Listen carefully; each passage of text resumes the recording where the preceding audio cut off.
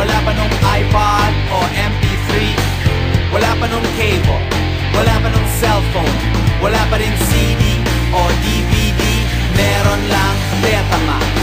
Sa Jingle Magazine, natutong mag-gitara, sinifra ang mga kanta sa kaset at plaka.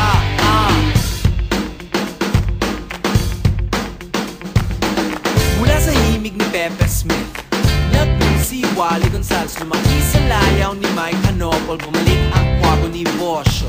Kumusta mula sa Maria Capra, umistambay si Heather sa bahay ni Gary Granada, ng bagong lumad ni Joey Ayala.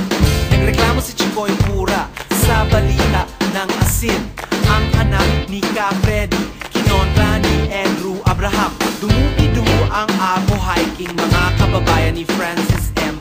Reputi nga sa hotdog, no si Balasi Sampagi. Wala pa nung mix, wala pa nung MTV, wala pa nung internet, wala pa nung iPod o MP3, wala pa nung cable, wala pa nung cellphone, wala pa rin CD o DVD, meron lang Betamax. Sa Jingle Magazine, natutong mag-gitara, sinifra ang mga kanta sa kaset at plaka.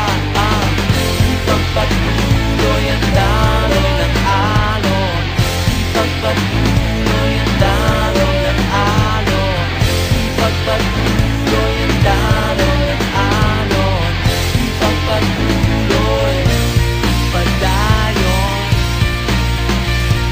Baby, baby, Rico J, musikahan ni Ryan Ryan, umiskul kukul kay Tito Vic and Joe, sumayaw sa VSC, umataw kay Gary V, umilad sa balad ni Martin Rivera, request sa DJ ni Sharon Cuneta, nangako sa'yo si Ray Valera. Salamat sa Tadon, ang tatay ko si Jack Sikat. Siyempre ni Bingi lang Pano, nangarap ang identity crisis.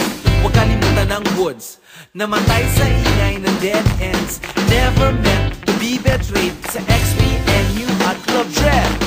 Wala pa nung mix, wala pa nung MTV, wala pa nung internet, wala pa nung iPod o MP3, wala pa nung cable, wala pa nung cellphone, wala pa rin CD o DVD, meron lang Betamax.